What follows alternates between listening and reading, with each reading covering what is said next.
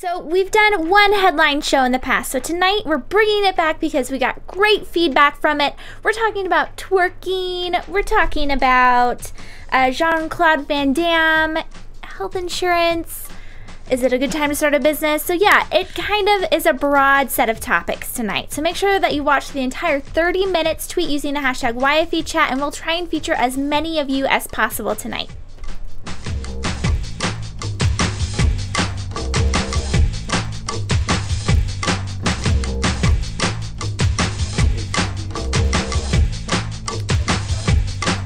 Bring her up.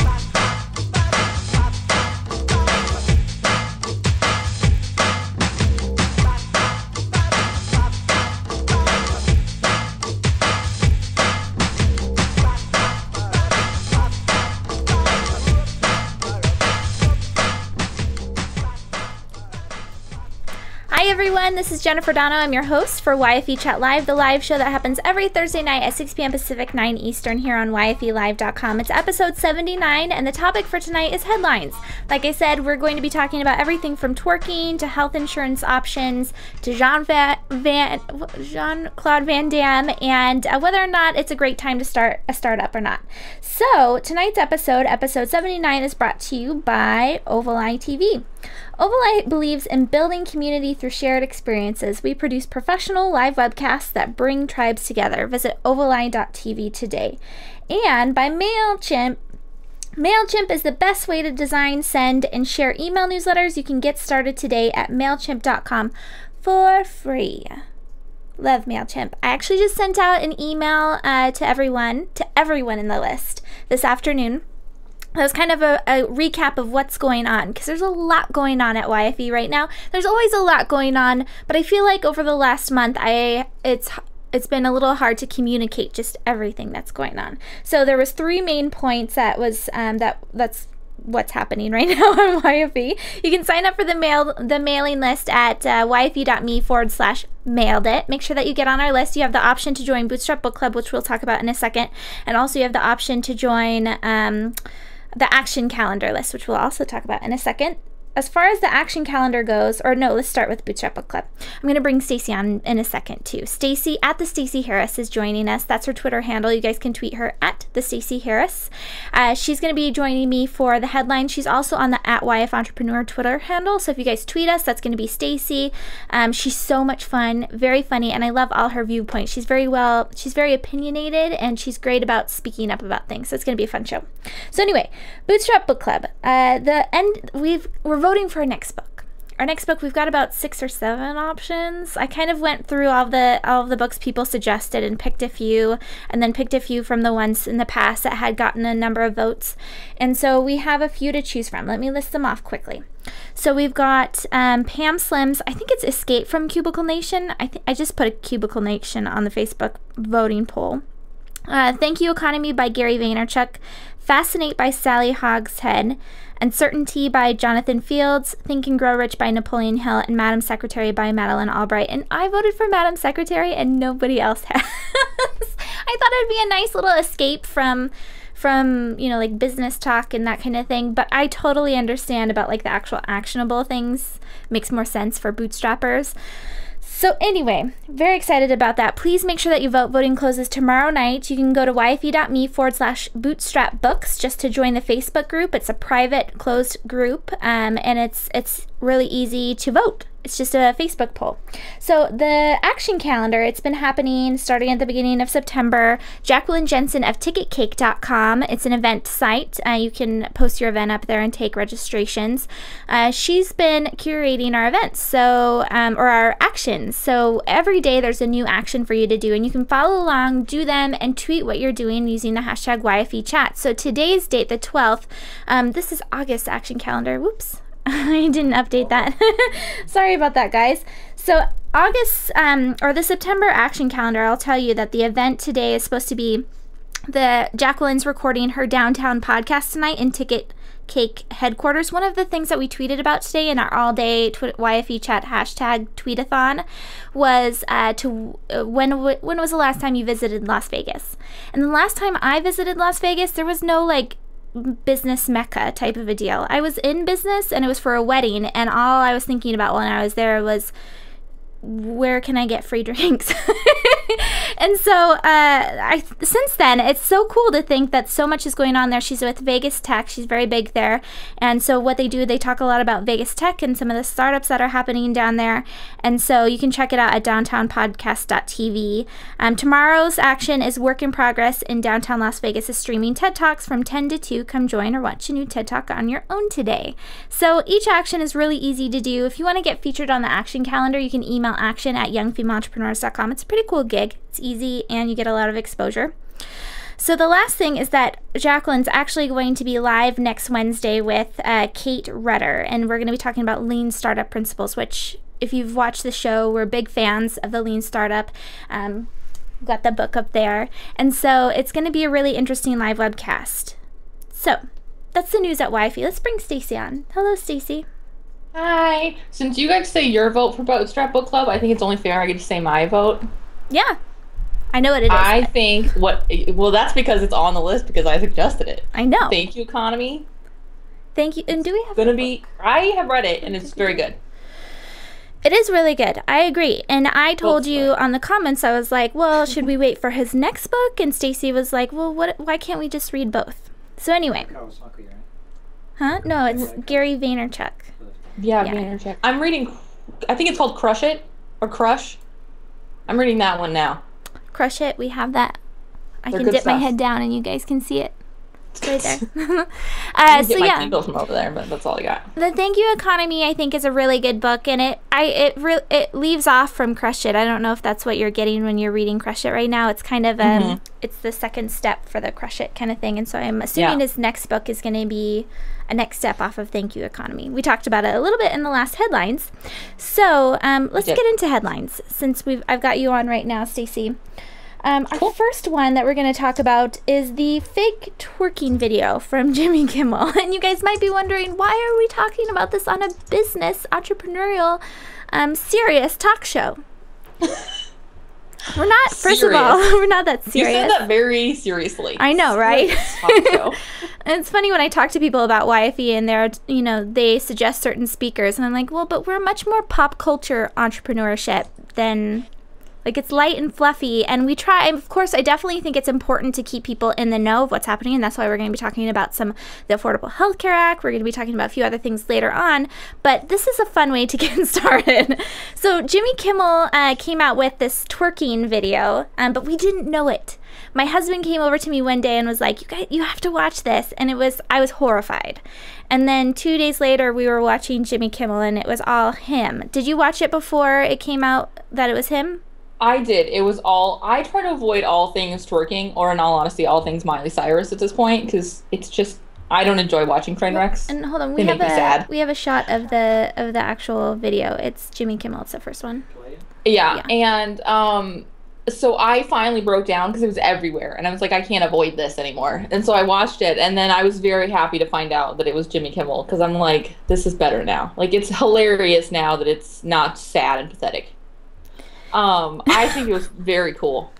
Yeah, well, I thought this was interesting, and this is why I wanted to discuss it, is because his competitor, Jimmy Fallon, late night, they talk about the late night wars. This is a very competitive field, and Jimmy Fallon comes out with these, like, viral videos all the time. And Jimmy Kimmel, not so much. Yeah, well, and so Jimmy Kimmel had, like, the Handsome Men's Club or whatever that was called, and he has certain viral videos, but he's not as good as Jimmy Fallon, I think, with this thing. And I feel like this was, like, his big competitive move. Let's see if we can do this and what would happen and do something a little different. And so we posted it out, the question out to, which is the next shot, out to Twitter, and asking people if you were to do a viral video, what would it be? And a lot of people were like, oh, I don't know about video, but it would definitely not be a prank. Do you think that, do you think you can, I mean, there's a fine line. We're going to talk about offensive marketing shortly, but do you think that there's a fine line between, you don't want to make people feel stupid for sharing it, right? that was kind of what I was thinking. I think it's kind of and this is going to probably be unpopular, but I'm going to say it anyways. I think it's kind of weird poetic justice that it made people feel stupid, because generally people are spreading a viral video because someone did something stupid in it and they want to spread that person's stupidness. So instead of like collectively making fun of one group of video people, the group of video people were collectively laughing at everyone who shared it. And I like that it was kind of turned on its head. So for everyone that's watching live, I should mention we have our phone line open. So if you call 1-855-415-4933, you can call and tell us your opinion too on what we're talking about. Because this is definitely, if you're watching this live, chat in, tweet in your opinions. Stacey will report them back to us, or you're more than welcome to call them in too.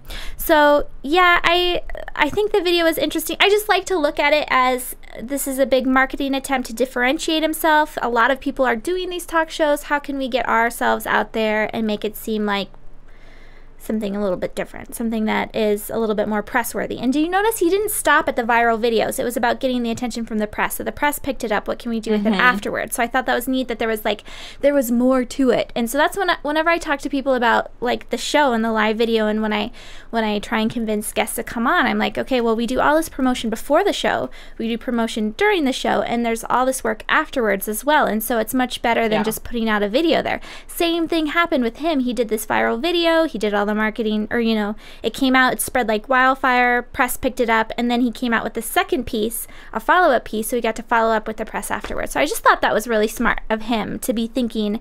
It's kind of like the thinking out of ways kind of a thing. Smart.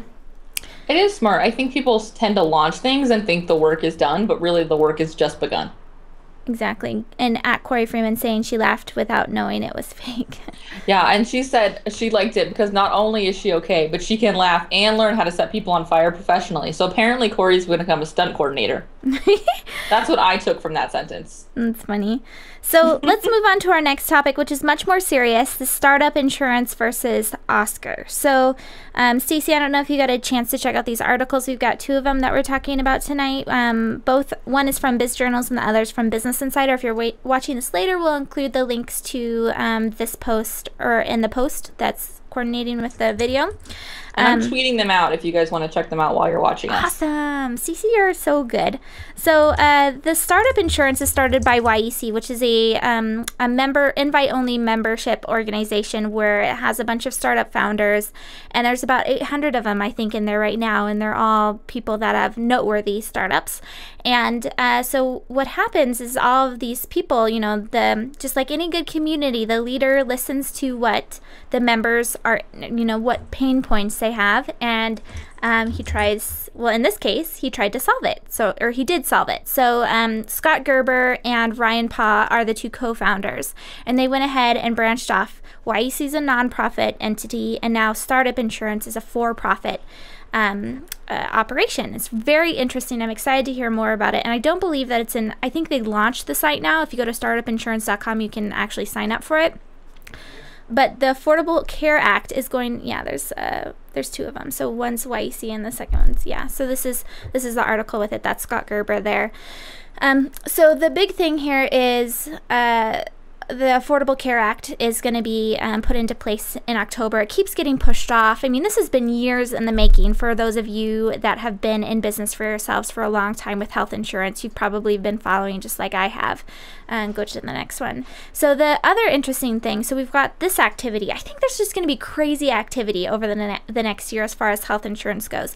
Joshua Kushner has invested in a new insurance company called Oscar, and this one's not launching until next year, and it's an actual insurance provider, just like Aetna or someone like that. They've created their own insurance company, whereas startup insurance, from all that I can see, is using another entity, like selling bonded insurance or whatever you call that. So Joshua Kushner is trying to create something that is going to change the industry, change how we purchase insurance, how we see our claims, how we decide what to use. So I think that's going to be really interesting. I'm excited to hear more about Oscar. Stacey, do you have? You don't have to answer this. This is kind of a personal question, but do you have insurance? I do, but I'm really, really lucky because my husband has a 9-to-5 for a major, he works for a major corporation. So we have insurance through him. so I don't have to worry about trying to do insurance as someone who's self-employed. Um, but yeah, even just dealing with that small, like, little part, like having to choose through the options through a company is insane. I can't imagine from a self-employed standpoint. There's so much to figure out, and I know that the options are all very limited currently. So I'm excited to see what these do for self-employed and entrepreneurs.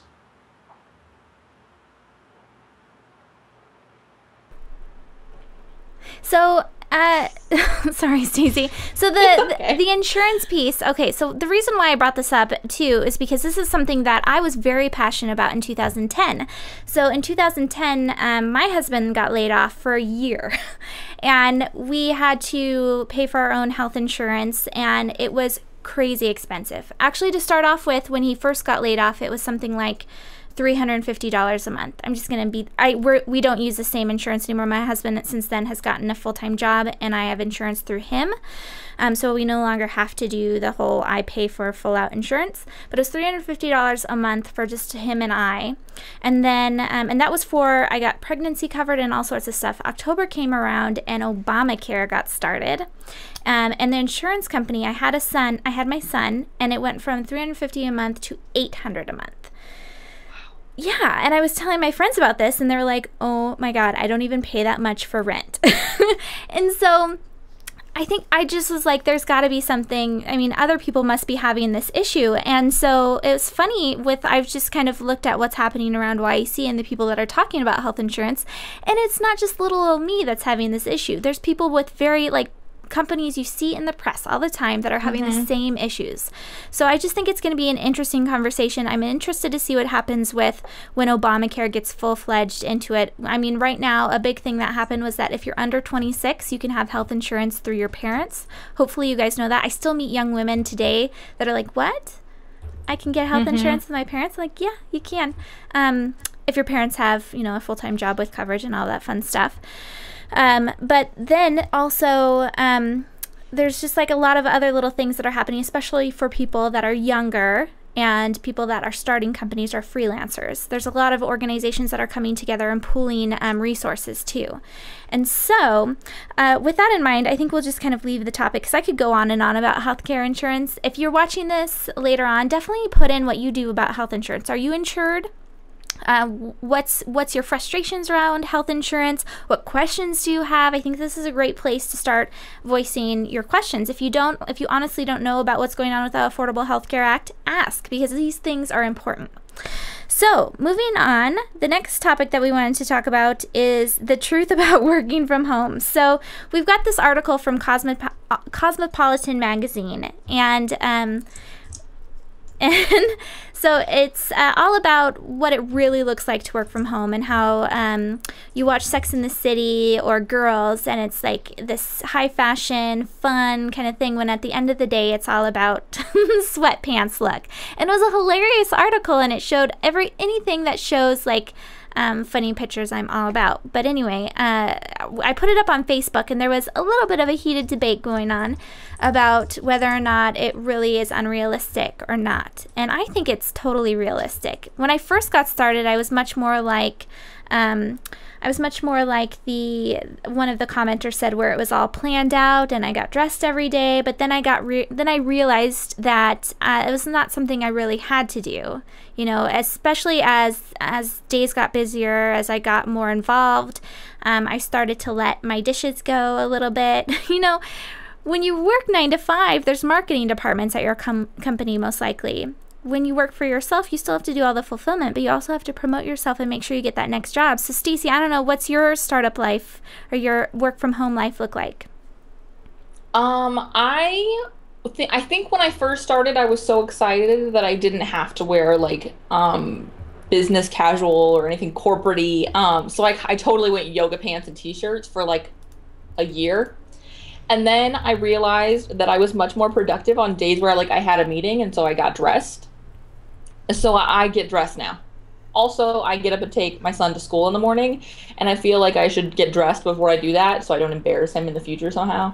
But no, I feel like it's totally anything is realistic when you work from home. If you want to get up and have a really structured schedule and have an office wardrobe and that's how you want to function, then that's the beauty of working from home. That's your freedom. If you want to work in yoga pants and a tank top, then work in yoga pants and a tank top. It's whatever works for you. That's the joy and that's the freedom. So we've got Corey says, "Oh God, people," or "Oh my God, people, please put pants on during daylight hours." So Corey's vote is pants. We're questionable on what she says on shirts, but we're totally on the pants. Oh my Must wear gosh. pants. Well, I think, like you said, if you want to wear yoga pants all day, the wardrobe code is just, I'm sure, she's having a fit somewhere. But I think that's right. I mean, you're setting up, this is your own company culture. You can make it whatever you want it to be as your own business owner. If you want to work from home with your yoga pants on, you're setting the example for your contractors too. You're letting them know, hey, anyone, you can work, in whatever attire, you can show up to meetings and whatever. So you just have to remember about that you're also setting the example for people that you're working with. So, definitely. With that being said, let's go ahead and move on to the next one, which is with Kevin Spacey. And I love this presentation. If you guys haven't watched it yet, it was great on so many different levels. As a Netflix fan, as a fan of House of Cards, as someone that's interested in media, someone that owns a business, it was fantastic. But I think his big point that I wanted to talk about was that he was saying that Netflix, he shopped this around and people had to do these previews, right? Or the pilot show.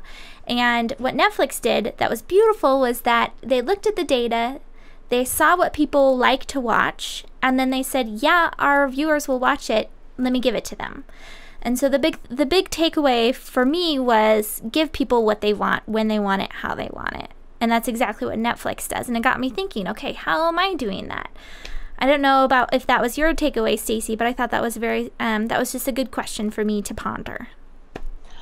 And what really snagged me specifically is he made a comment about how, is it any less TV because you watch it all at once on your iPad, or is it any less a movie because you watch it at home? Like, how it's received and how the customer enjoys it does not have to determine its packaging. Like, you can give that to them so they have whatever works for them. And I really like that. I think that's really smart. I think it's really, really the way media is moving, especially in the TV area. I mean, you can watch fall shows that are going to be coming out on Hulu right now. I know. Isn't that awesome? I got so excited. I watched Mindy Project already. Oh, yeah? Yeah. I'm going to watch Trophy Wife tonight, but don't tell my husband because he doesn't know yet, and I'm going to make him. Is it good? I'm hoping it's good.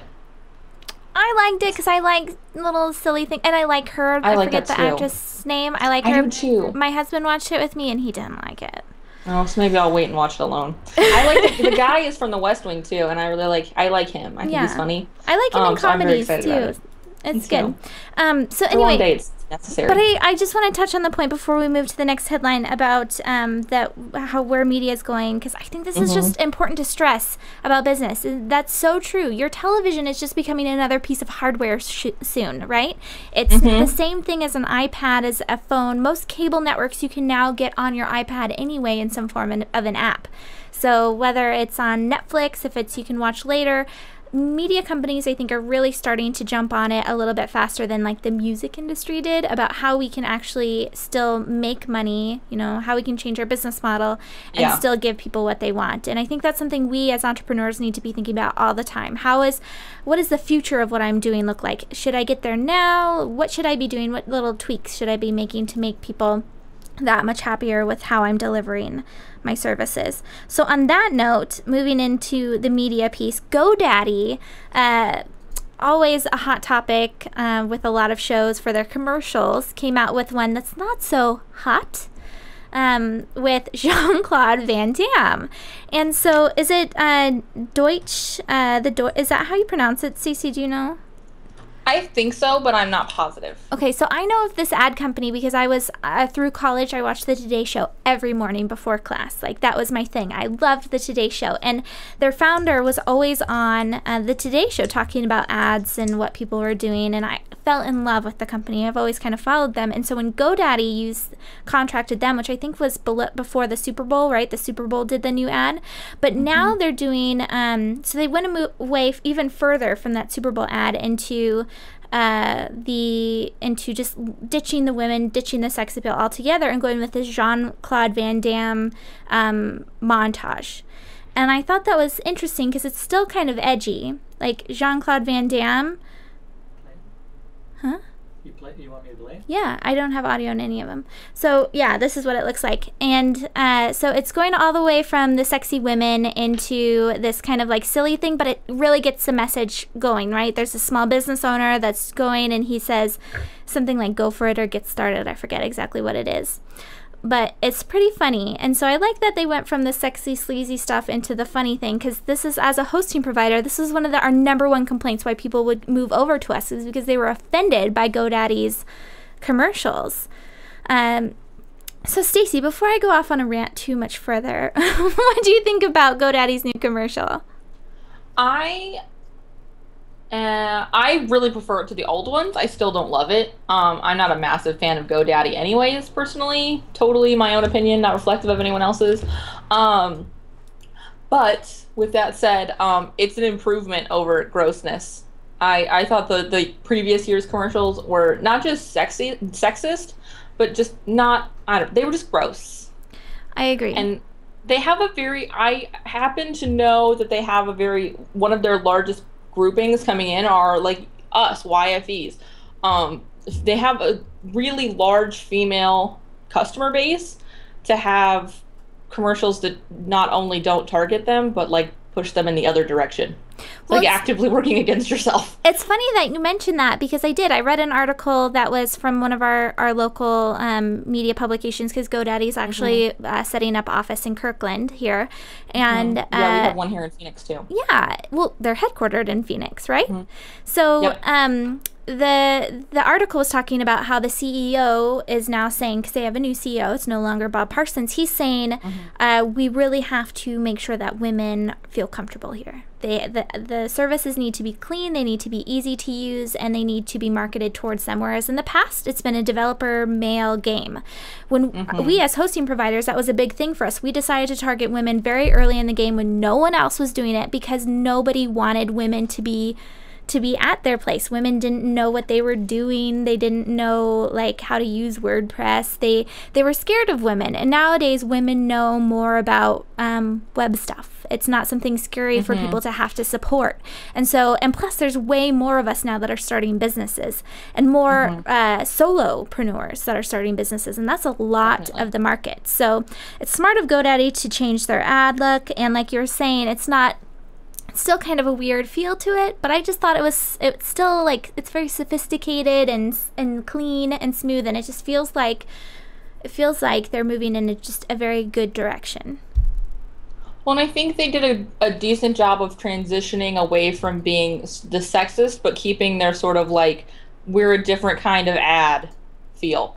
Yeah. Because they're not the same ad as you're going to see from everybody else. No, like you saw. That's always kind of been their thing. One and One did an ad on the Super Bowl that was like very functional. They showed a thing that said sign up for and get started today, and you got to log on and build a website, and then you could purchase it. So it's definitely very different. And then you've got like HostGator on the other end that does really silly things like cartoon HostGator things. So anyway, differentiating yourself as far as ads go, especially when it's a very competitive market that offer a lot of the same things. There's only so many ways that you can differentiate yourselves, and marketing was definitely something GoDaddy has done. So the next point, Spacey, is an article that you wanted to point out, and it was about, is it a good time to start a business? Yes, it's from Entrepreneur Online. I don't know if it's actually in their magazine or not. I haven't seen it. I think it's just online. But it was 3 reasons it's a perfect time to be an entrepreneur. And my favorite one was point number 1. It's young and old. Everyone's on board. I think that there is this huge movement of young people that are sort of coming in and taking control of their careers. And I thought it was cool that Entrepreneur Magazine really highlighted that all generations are sort of in the entrepreneur ball game right now. And I thought that was really, really cool. So I don't know what your thoughts are on there being, do you think there's a big generational divide, or do you think there's sort of people of all ages who are in the game now? I feel like this topic comes up every year. when there was a recession, it's a great time to start up. Now that things are going back, it's a great time to start up. It's always, that's kind of like the thing, is it's always good to start a business. And so, I mean, I think the part about the age gap was an interesting one that you made, because I saw that was one of the bullet points, and I was thinking, okay, well, that's different, because before with the recession, it was more, the talk was about young entrepreneurs. And what I would be interested in seeing is how many older entrepreneurs, people that are in, their 50s, how many of them ditched their full-time jobs with like retirement on the cusp to start a business. It's one thing when you're young and you've got plenty of time to fool around and to, eat top ramen, that kind of a thing. But when you're older, it seems much more taboo to go off on your own. So that's the one thing that I thought was interesting. Maybe is this time specifically, do we see more people, 50 plus starting businesses? And I should say that is the norm too. Business owners are 50 and older. Women are 40 and older. So when we talk about young female entrepreneurs, I always say 20s and 30s, because typically a female entrepreneur starts at the age of 40, with the more average female entrepreneur being around their 60s, like late 50s. So I think that's an interesting point. And the other article that you mentioned was the other one that we wanted to discuss was about stress. And it's so funny you mentioned that one, and my mom just emailed me and said, you have to watch this. I love this because it's all about I, full disclosure, tend to be easily stressed out. Like, I tend to go, well, not so much anymore, but I used to really go worst case scenario on things, and like I'd be like, oh no, we gotta do this, we gotta do this. And now I try to be a little more laid back with things and sort of breathe through it and like approach it more logically and less emotionally, which helps my stress level. But it was really interesting to hear the idea that it's not stress that's bad for you, it's worrying about you being stressed. Like, it's thinking about stress as a negative thing. So I really encourage you guys all to watch the TED Talk after we're done here. I just tweeted it out, but it's really, really interesting. And I want to know, how do you force yourself out of that, like, oh no, I'm freaking out? Like, how do you get to, no, this could be a good thing. Let's use this as a motivator instead of a blockade. That's a great question, because I think stress is a big thing for entrepreneurs, and it's very unhealthy. Yeah. It's very unhealthy, and it's also not very conducive to growth, right? If you're always stressed about the current state that you're in, or the past, or what's going to happen in the future, it's not something that you can really focus on. How can I do better? So, no, I think that's interesting, especially, the idea of making stress your friend and what it's indicating versus worrying about having that stress in your life. And I've also been trying to be much more present in my thoughts. And I think that's the best thing that you can do as an entrepreneur, is focus on yourself. Not even an entrepreneur, a mom, someone that's working for someone, anyone. The more that you can focus on what's happening in your head and the thoughts that are going through it, I think the better person you'll be. You'll be much more grounded and like, okay, this sucks that this bad thing happened, but, what can I do about it? And then kind of move on from there. I think that's a great point. I agree. I think a lot of stress comes from like trying to predict 3 things from now what's going to happen. And I don't know, like, it's like almost not, like, you're just creating it at that point. You know what I mean? Yeah. Corey says beer is how she prevents stress. I'm not sure that that's exactly the answer, but I'm sure all of us have occasionally, had wine help us after a stressful day. So, Stacey, with all of this, is there any one particular thing, apart from the things that we talked about before, that you've taken note of? I know that Twitter just was filed for IPO today. Is there anything else this week that you were like, oh my gosh, we should have talked about this? I don't think so. I think that, well, the only other thing that's happened that maybe we should mention is the Apple announcement. Oh, new iPhones? New iPhones. Are you going to get one? This guy will be replaced next week. It's Friday. It's on my calendar. I thought it was really interesting. Yep, Stacey, was that an iPhone 5? This is an iPhone 5, yeah. Yeah, that's not good enough. It's not good enough? Case.